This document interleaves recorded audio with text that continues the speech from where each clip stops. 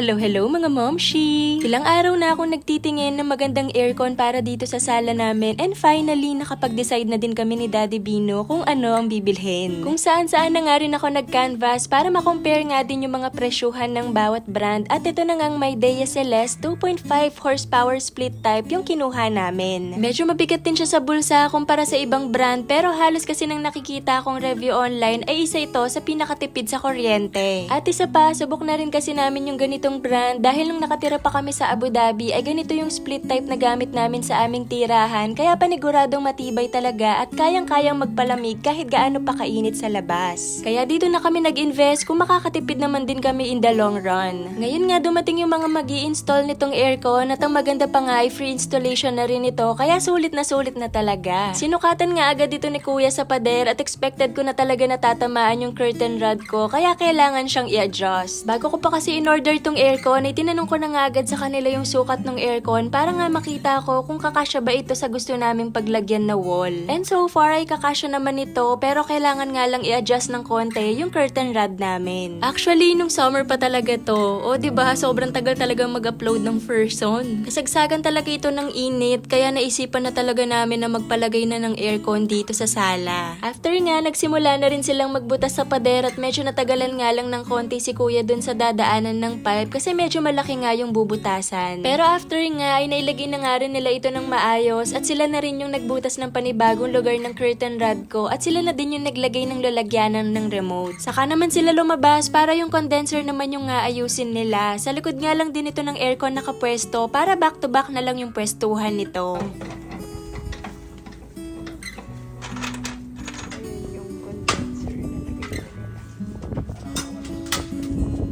And pagkatapos ng isang oras, eto at natapos na rin sila. Sinubukan na nga rin nila at gumamit na nga lang din sila ng extension dito pansamantala para masubukan yung aircon. Hindi ko pa kasi maipalalagay agad yung breaker nito dahil hinihintay ko pa yung gagawa nung para sa breaker. Pagkatapos nga ay nilinisan ko na nga yung aircon saka yung pader dahil nalagyan ito ng mga alikabok.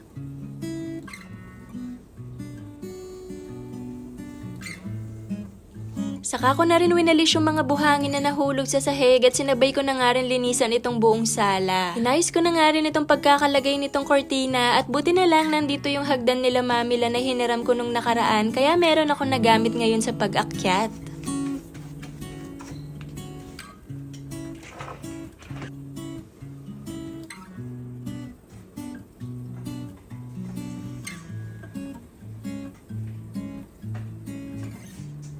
Etong mga box naman ng aircon ay binilin sa akin ng mga nag-install na itago ko muna daw ito for 1 week para kung sakaling may maging problema man yung aircon ay madali lang itong mabalik sa kanila. Anyway, yun lang muna yung chika ko for today's video mga momshi. God bless! Oh, siya nawa. Babush!